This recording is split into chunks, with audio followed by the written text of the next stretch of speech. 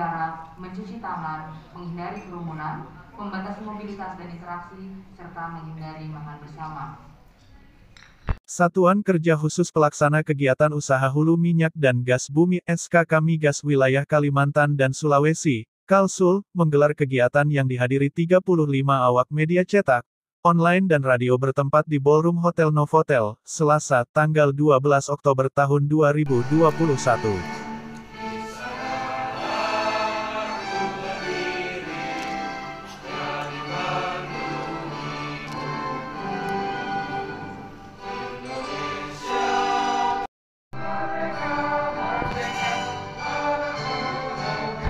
Kegiatan bersama awak media ini mengambil tema tata kelola industri hulu migas dan tantangan ke depan. Dalam kegiatan dihadiri senior manajer Humas SKK Migas Wilayah Kalimantan dan Sulawesi, Wisnu Wardana, akademisi dan pengamat perminyakan Indonesia, Rudi Rubiandini, dan sebagai moderator kegiatan Slamet Imam Santoso. Serta yang kami banggakan, Bapak Ibu sekalian, rekan-rekan media di wilayah Balikpapan. Pertama-tama, marilah kita panjatkan puji syukur kehadirat Allah Subhanahu wa Ta'ala, karena atas rahmat dan atas rahmatnya lah kita semua bisa berkumpul pada acara yang berbahagia ini. Bapak Ibu sekalian, acara temu media tahun 2021 bersama rekan-rekan wartawan di wilayah Balikpapan ini merupakan acara rangkaian yang kami laksanakan bekerja sama dengan K3S yang berada di wilayah Kalimantan Timur. Sebelumnya kami sudah melaksanakan di Penajam Pasir Utara, dan kemudian besok akan dilanjutkan pada acara di Samarinda dan Tenggarong. Maksud dari kegiatan ini, Bapak Ibu dan sekalian, adalah untuk memberikan kesempatan kepada rekan-rekan semua untuk bisa mendapatkan update informasi serta perkembangan di industri hulu migas. Sebagaimana kita ketahui bahwa industri hulu migas telah berada di wilayah Kalimantan Timur sudah sejak lama, sudah puluhan tahun, dan begitu banyak perkembangan yang telah terjadi terutama di beberapa tahun terakhir. Kami semakin menyadari bahwa peran serta dari Bapak Ibu sekalian untuk dapat menyampaikan pesan dari pemerintah terkait dengan kampanye menuju 1 juta barrel dan 12 billion cubic feet pada tahun 2030 dapat kita capai bersama. Ini merupakan tugas yang diemban yang ditetapkan oleh pemerintah, dan ini menjadi tanggung jawab kita semua.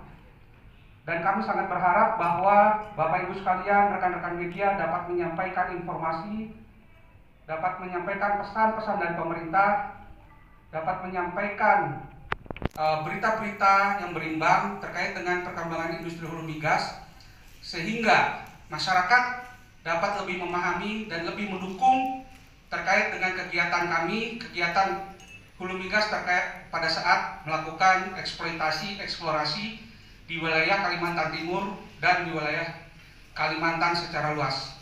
Menurut senior manajer Humas SKK Migas Wilayah Kalimantan dan Sulawesi, Wisnu Wardana, kegiatan ini diharapkan dapat memberikan kesempatan kepada rekan-rekan media untuk mendapatkan update dan informasi terkait perkembangan industri hulu migas. Sebagaimana diketahui, industri hulu migas berada di wilayah Kaltim sejak puluhan tahun yang lalu dan kian berkembang. Yang mengatur mengenai kegiatan industri minyak dan gas bumi belum mendapatkan pergantian. Walaupun undang-undang ini sudah beberapa kali ada update revisi, namun ini masih berlaku. Dalam undang-undang ini, untuk kegiatan usaha hulu migas saat ini dipercayakan kepada SKK Migas untuk melakukan pengawasan dan pengendalian kegiatan usaha hulu minyak dan gas bumi di wilayah Indonesia.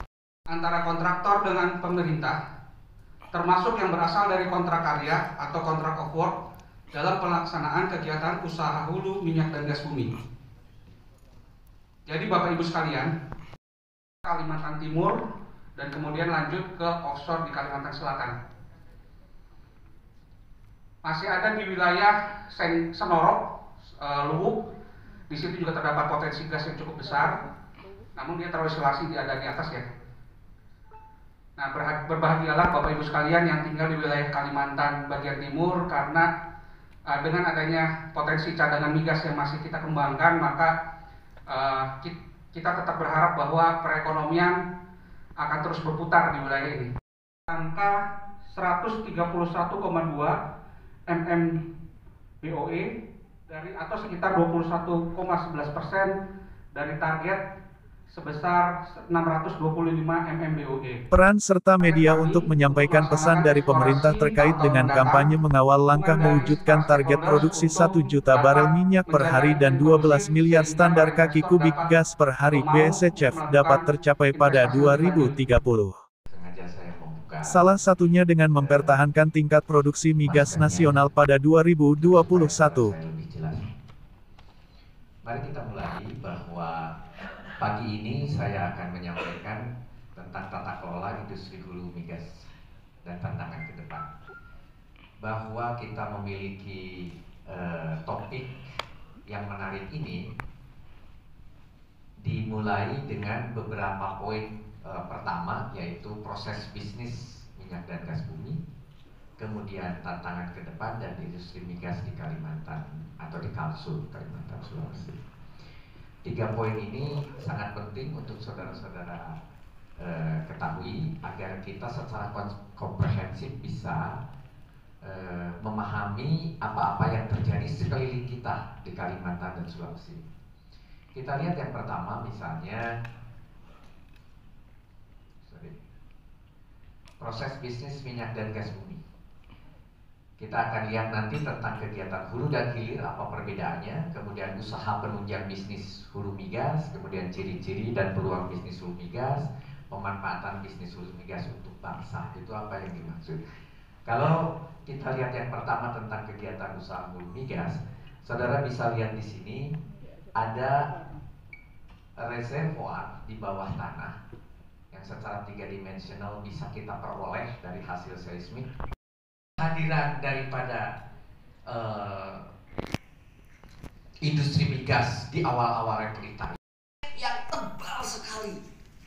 Yang tebal sekali itu kita sebut, bendanya disebut produknya itu compressed natural gas.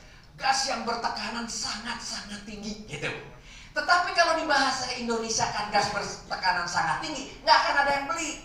Maka diubah oleh orang Indonesia, paling enak nih orang Indonesia, diubah jadi BBG. Apa itu?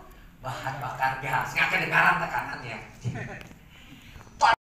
Kapal yang memiliki tabung gede berlapis baja yang tebal sekali, maka supaya menjadi cair tetapi tekanannya rendah, dibuatlah pendingin dengan teknologi cryogenics. Pendingin yang temperaturnya bisa sampai 150 derajat Celcius minus. Hati-hati, minus 150 derajat Celcius. Kalau saudara punya namanya bola tenis dilemparkan, langsung jadi kerupuk. Karena begitu dinginnya. Nah, dengan cryogenik yang LNG bertemperatur rendah tadi, maka tangki kapal LNG itu tidak perlu tebal. Karena tekanannya rendah saja sudah jadi cair. Itulah yang dikirim ke Jepang. Wisnu menambahkan, rekan-rekan media diharapkan dapat menyampaikan informasi dan pesan terkait industri hulu migas secara berimbang dan mendukung kegiatan hulu migas pada saat eksplorasi di wilayah Kaltim dan Kalimantan secara luar.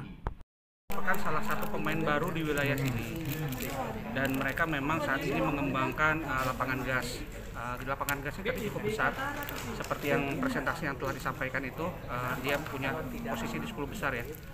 Nah, namun apakah menyaingi PHM? Belum.